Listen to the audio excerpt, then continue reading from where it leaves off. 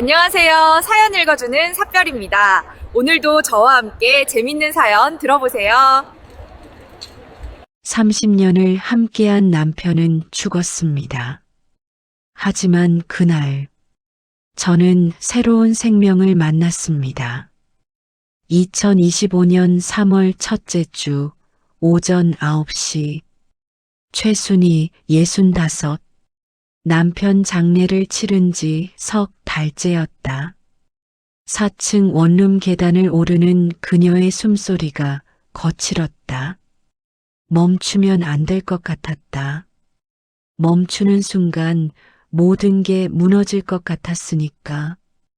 2년 전까지만 해도 순희 씨는 30평대 아파트에 살았다.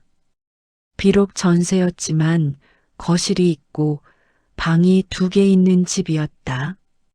남편 김태준과 함께 30년을 살았던 집. 아이들이 자라고 명절이면 가족이 모였던 그 집. 하지만 남편이 사업을 망치고 빚보증을 잘못 써면서 모든 게 무너졌다. 빚쟁이들이 집까지 찾아왔고 남편은 감당할 수 없다며 집을 나갔다. 한 달 뒤 강가에서 남편의 차가 발견되었다. 문은 열려 있었고 운전석엔 아무도 없었다. 경찰은 실종으로 처리했다. 시신이 발견되지 않았으니까.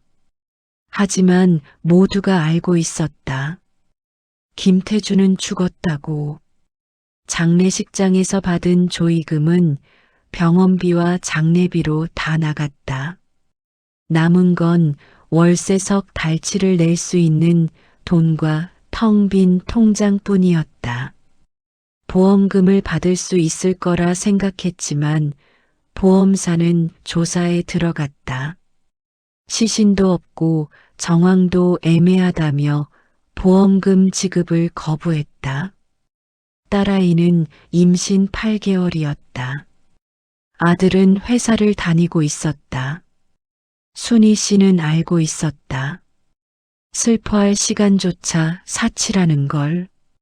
먹고 살아야 했다. 월세를 내야 했고 밥을 먹어야 했으니까. 그래서 가정부 소개소에 등록했다. 2025년 3월 둘째 주 월요일 오전 9시 강남구 청담동. 순희 씨는 한 번도 가본 적 없는 동네였다. 지하철을 2번 갈아타고 도착한 그곳은 다른 세상 같았다.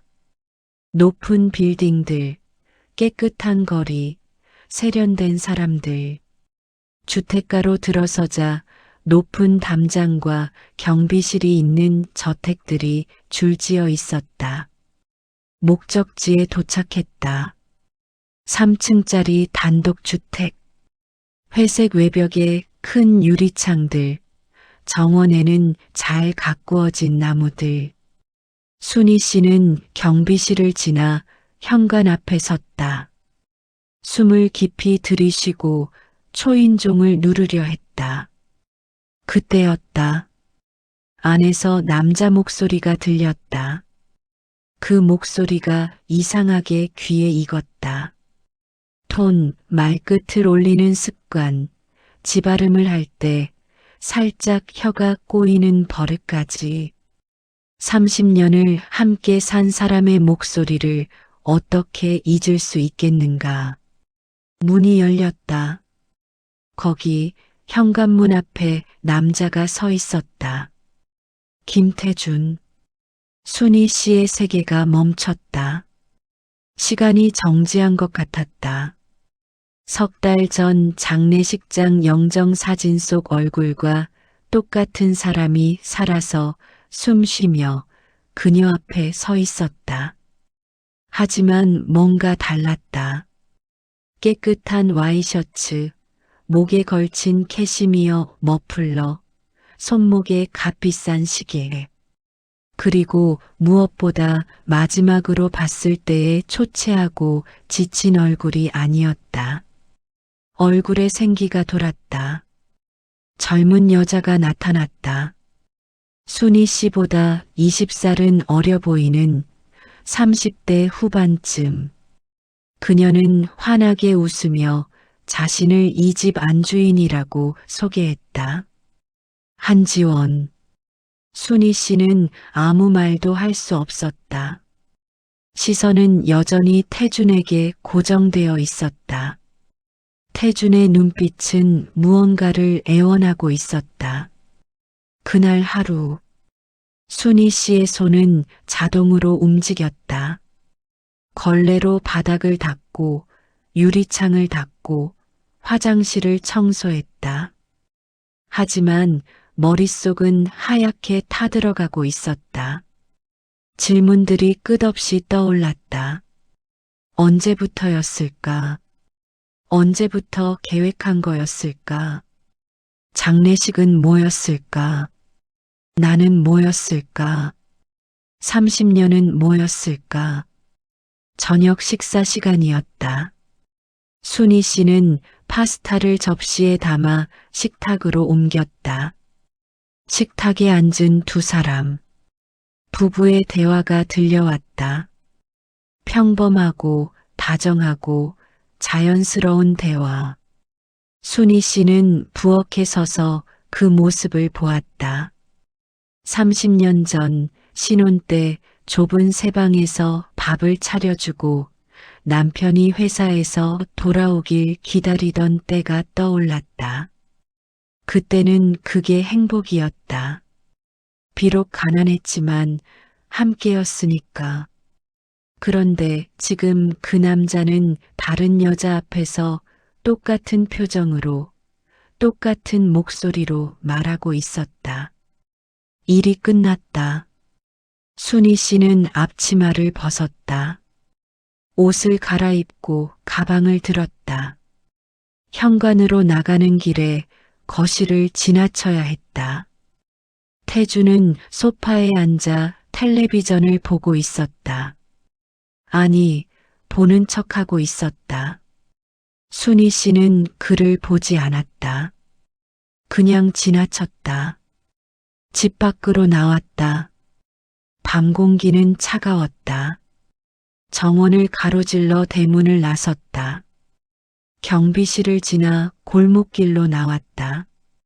그제야 순희 씨는 멈춰섰다. 다리에 힘이 풀렸다. 전신주에 손을 짚고 천천히 주저앉았다.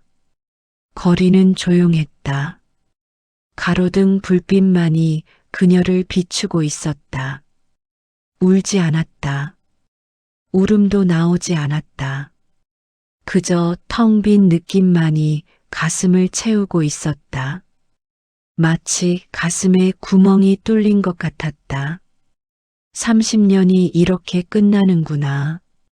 장례식장에서 울던 딸의 얼굴, 말없이 서 있던 아들의 뒷모습, 조문객들에게 인사하던 자신의 모습, 그 모든 게 거짓이었다. 아니, 거짓이 아니었다. 그 사람은 진짜로 죽었던 것이었다.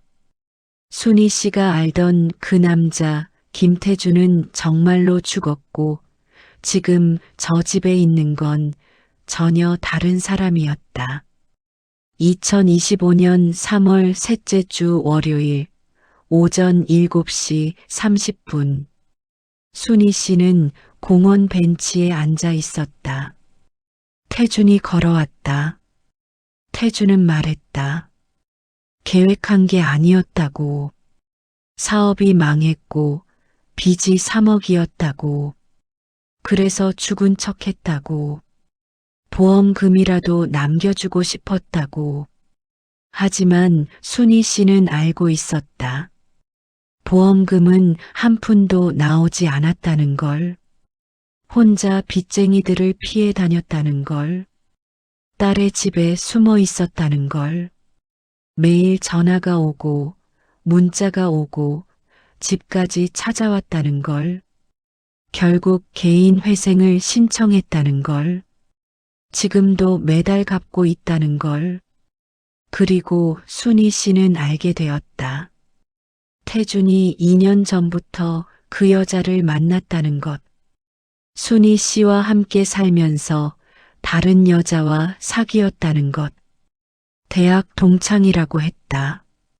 3년 전 동창회에서 다시 만났다고. 순희 씨는 가방에서 서류를 꺼냈다. 이혼합의서였다. 어젯밤 작성한 것이었다.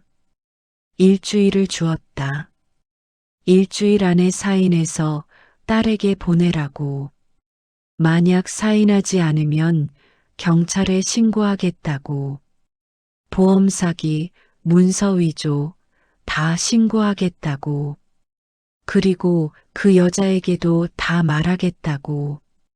순희 씨는 돌아섰다. 뒤도 돌아보지 않고 걸었다.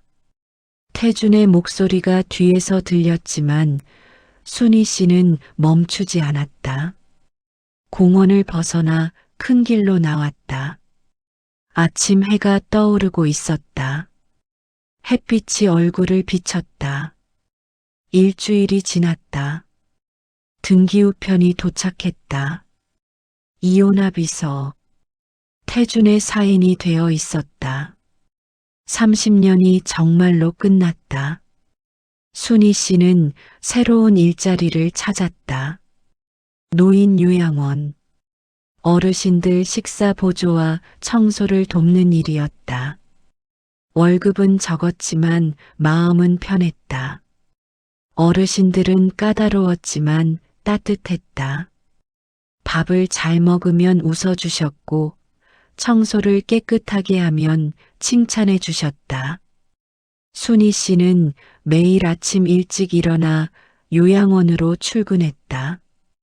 일은 힘들었지만 보람이 있었다. 한 달이 지났다. 딸아이가 찾아왔다. 배가 많이 불러 있었다. 다음 달이면 출산이었다. 순희 씨는 산후조리를 도와주기로 했다. 2025년 5월 첫째 주 오후 4시 딸아이가 아기를 낳았다. 작고 보드라운 생명. 순희 씨는 병원 창밖을 보았다. 봄이 오고 있었다. 벚꽃이 피기 시작했다. 순희 씨는 한 달 동안 딸의 집에서 산후조리를 도왔다. 아기는 밤마다 울었지만 그 울음소리가 싫지 않았다. 생명의 소리였으니까. 미역국을 끓였다. 빨래를 했다. 아기를 안고 토닥였다.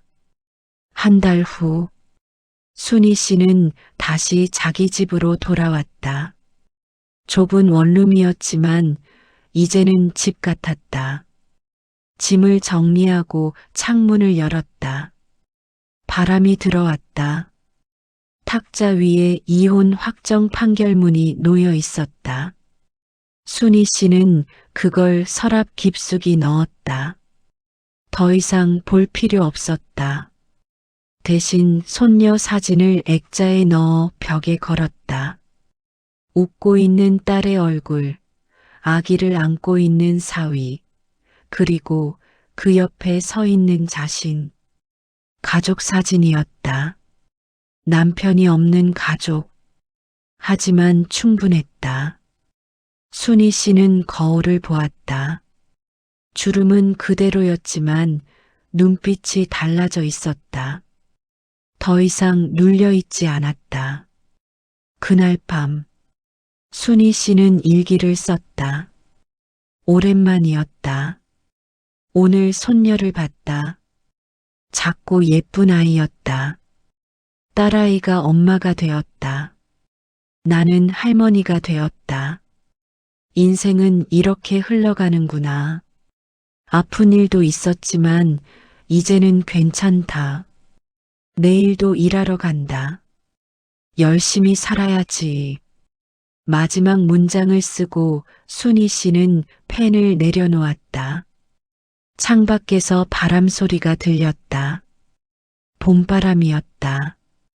순희 씨는 불을 끄고 누웠다.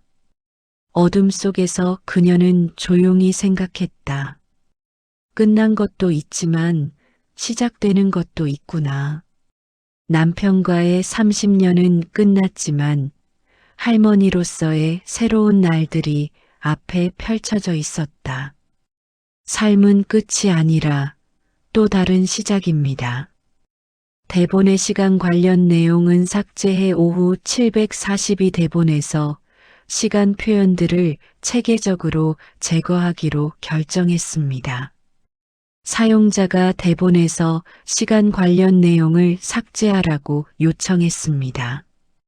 시간 관련 내용이란 2025년 3월 첫째 주 오전 9시, 2025년 3월 둘째 주 월요일 오전 9시, 2025년 3월 셋째 주 월요일 오전 7시 30분, 2025년 5월 첫째 주 오후 4시, 한 달 뒤, 일주일이 지났다, 한 달이 지났다, 한 달 후 등 이런 시간 표현들을 모두 제거하고 대본만 깔끔하게 추출해야 합니다.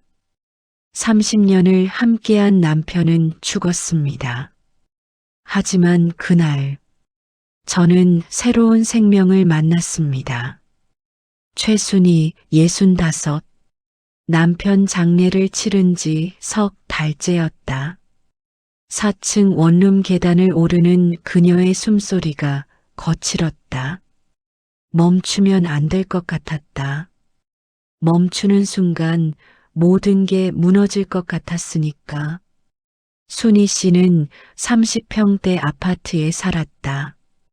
비록 전세였지만 거실이 있고 방이 2개 있는 집이었다. 남편 김태중과 함께 30년을 살았던 집. 아이들이 자라고 명절이면 가족이 모였던 그 집. 하지만 남편이 사업을 망치고 빚보증을 잘못 써면서 모든 게 무너졌다. 빚쟁이들이 집까지 찾아왔고 남편은 감당할 수 없다며 집을 나갔다. 강가에서 남편의 차가 발견되었다. 문은 열려 있었고 운전석엔 아무도 없었다. 경찰은 실종으로 처리했다. 시신이 발견되지 않았으니까. 하지만 모두가 알고 있었다. 김태주는 죽었다고. 장례식장에서 받은 조의금은 병원비와 장례비로 다 나갔다.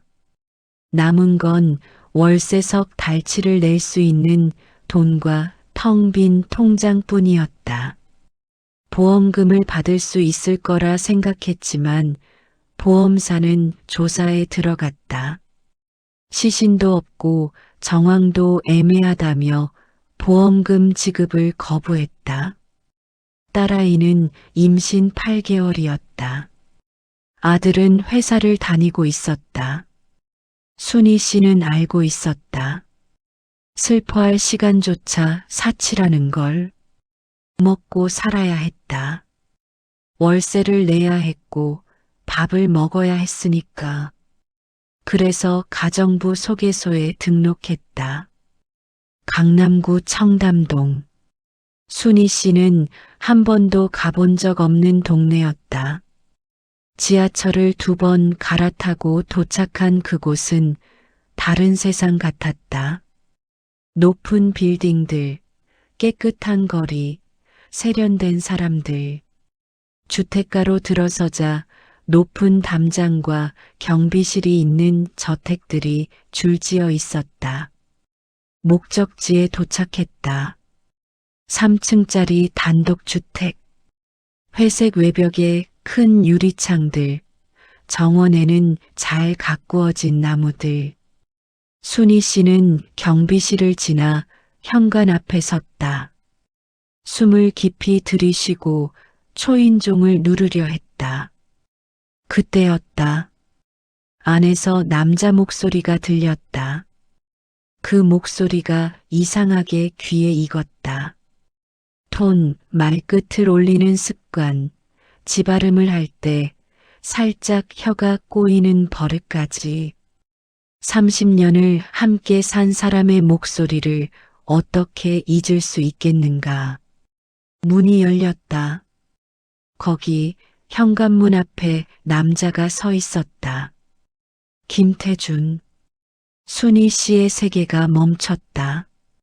시간이 정지한 것 같았다.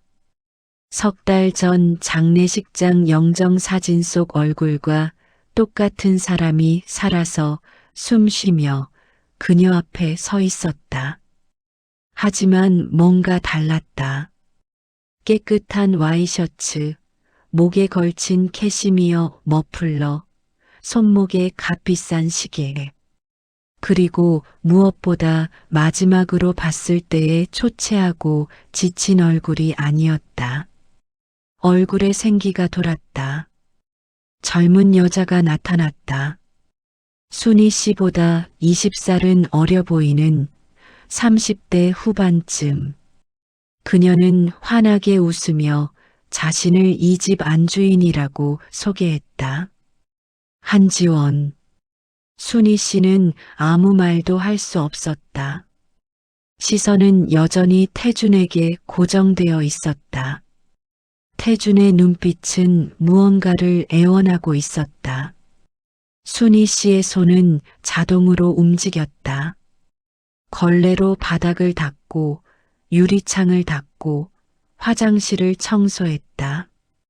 하지만 머릿속은 하얗게 타들어가고 있었다. 질문들이 끝없이 떠올랐다. 언제부터였을까? 언제부터 계획한 거였을까? 장례식은 뭐였을까? 나는 뭐였을까? 30년은 뭐였을까? 저녁 식사 시간이었다. 순희 씨는 파스타를 접시에 담아 식탁으로 옮겼다. 식탁에 앉은 두 사람. 부부의 대화가 들려왔다. 평범하고 다정하고 자연스러운 대화. 순희 씨는 부엌에 서서 그 모습을 보았다.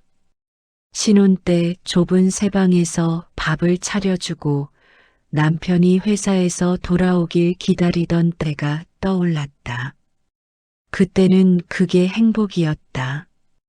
비록 가난했지만 함께였으니까. 그런데 지금 그 남자는 다른 여자 앞에서 똑같은 표정으로, 똑같은 목소리로 말하고 있었다. 일이 끝났다. 순희 씨는 앞치마를 벗었다. 옷을 갈아입고 가방을 들었다. 현관으로 나가는 길에 거실을 지나쳐야 했다. 태주는 소파에 앉아 텔레비전을 보고 있었다. 아니, 보는 척하고 있었다. 순희 씨는 그를 보지 않았다. 그냥 지나쳤다. 집 밖으로 나왔다.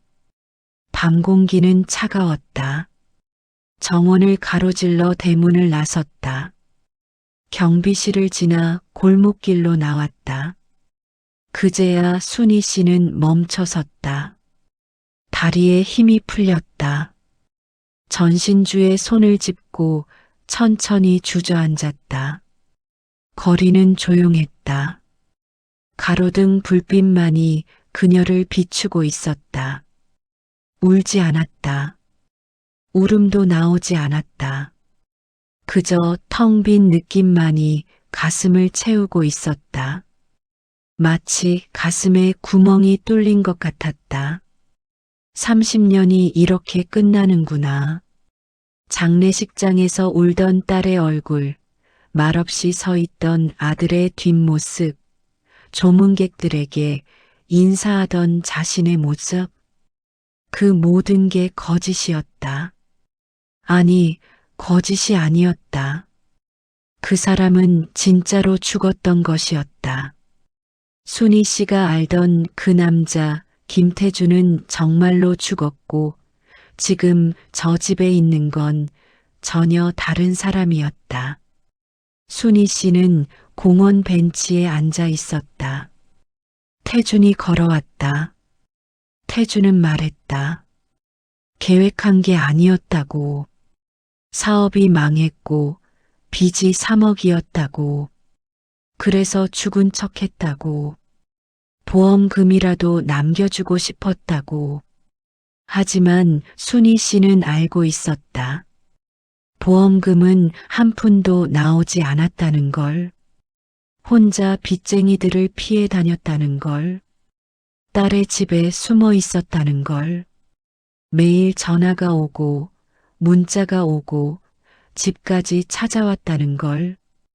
결국 개인 회생을 신청했다는 걸. 지금도 매달 갚고 있다는 걸. 그리고 순희 씨는 알게 되었다. 태준이 그 여자를 만났다는 것. 순희 씨와 함께 살면서 다른 여자와 사귀었다는 것. 대학 동창이라고 했다. 동창회에서 다시 만났다고. 순희 씨는 가방에서 서류를 꺼냈다. 이혼합의서였다. 어젯밤 작성한 것이었다. 사인해서 딸에게 보내라고. 만약 사인하지 않으면 경찰에 신고하겠다고. 보험 사기, 문서 위조 다 신고하겠다고. 그리고 그 여자에게도 다 말하겠다고. 순희 씨는 돌아섰다. 뒤도 돌아보지 않고 걸었다. 태준의 목소리가 뒤에서 들렸지만 순희 씨는 멈추지 않았다. 공원을 벗어나 큰 길로 나왔다. 아침 해가 떠오르고 있었다. 햇빛이 얼굴을 비쳤다. 등기우편이 도착했다. 이혼합의서. 태준의 사인이 되어 있었다. 30년이 정말로 끝났다. 순희 씨는 새로운 일자리를 찾았다. 노인 요양원. 어르신들 식사 보조와 청소를 돕는 일이었다. 월급은 적었지만 마음은 편했다. 어르신들은 까다로웠지만 따뜻했다. 밥을 잘 먹으면 웃어주셨고 청소를 깨끗하게 하면 칭찬해 주셨다. 순희 씨는 매일 아침 일찍 일어나 요양원으로 출근했다. 일은 힘들었지만 보람이 있었다. 딸아이가 찾아왔다. 배가 많이 불러 있었다. 곧 출산이었다. 순희 씨는 산후조리를 도와주기로 했다. 딸아이가 아기를 낳았다. 작고 보드라운 생명. 순희 씨는 병원 창밖을 보았다. 봄이 오고 있었다. 벚꽃이 피기 시작했다. 순희 씨는 딸의 집에서 산후조리를 도왔다. 아기는 밤마다 울었지만 그 울음소리가 싫지 않았다. 생명의 소리였으니까. 미역국을 끓였다. 빨래를 했다. 아기를 안고 토닥였다. 순희 씨는 다시 자기 집으로 돌아왔다. 좁은 원룸이었지만 이제는 집 같았다. 짐을 정리하고 창문을 열었다. 바람이 들어왔다. 탁자 위에 이혼 확정 판결문이 놓여 있었다. 순희 씨는 그걸 서랍 깊숙이 넣었다. 더 이상 볼 필요 없었다. 대신 손녀 사진을 액자에 넣어 벽에 걸었다. 웃고 있는 딸의 얼굴, 아기를 안고 있는 사위, 그리고 그 옆에 서 있는 자신. 가족 사진이었다. 남편이 없는 가족. 하지만 충분했다. 순희 씨는 거울을 보았다. 주름은 그대로였지만 눈빛이 달라져 있었다. 더 이상 눌려있지 않았다. 순희 씨는 일기를 썼다. 오랜만이었다. 오늘 손녀를 봤다. 작고 예쁜 아이였다. 딸아이가 엄마가 되었다. 나는 할머니가 되었다. 인생은 이렇게 흘러가는구나. 아픈 일도 있었지만 이제는 괜찮다. 내일도 일하러 간다. 열심히 살아야지.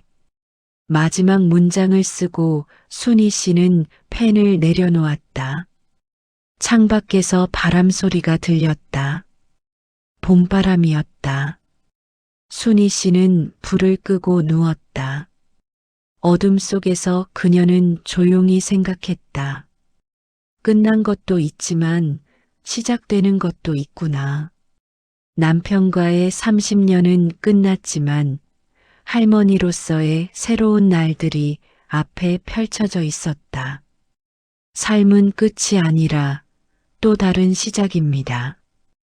오늘도 저와 함께 시청해주셔서 감사합니다.